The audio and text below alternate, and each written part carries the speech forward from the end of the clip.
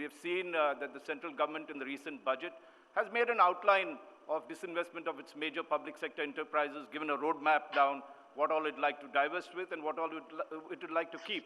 Has the state done a similar exercise? Because the biggest thing is also, again, state enterprises eating into your funds, and particularly loss-making state units. I think there are two things I'd like to I know time is running out. One is disinvestment. Let me tell you. You want to disinvest LIC. Life Insurance Corporation, do you know, has 250 million, 50 million people who have Life Insurance Corporation? Do you know that Life Insurance Corporation had an income growth of 9.5%? Here I want to give you a sense. I was on the board of SAIL and GAIL boards. Big problem that Mr. Modi government does not understand, because it doesn't understand macroeconomics, it doesn't understand many other things. They are not interested in understanding. They are more interested in dividing society in majoritarian structure and win elections. So they don't understand. What is the reason?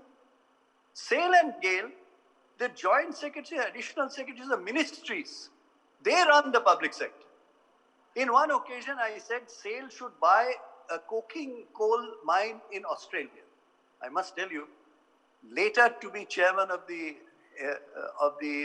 Election Commission, Dr. Qureshi, additional secretary from the ministry, said, please listen to the independent director.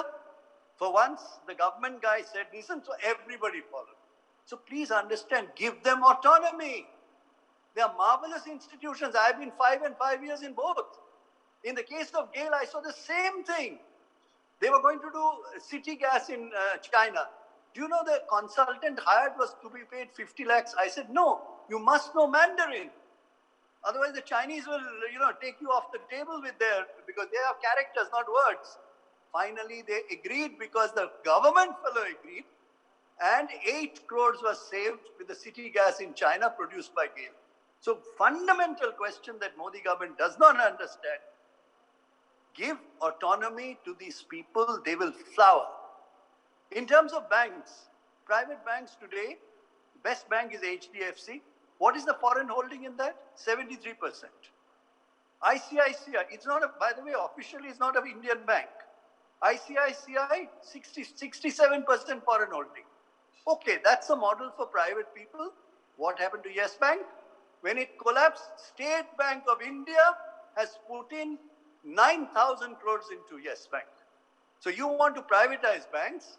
When a private bank has failed, you take from government bank and you put in 9,000 crores.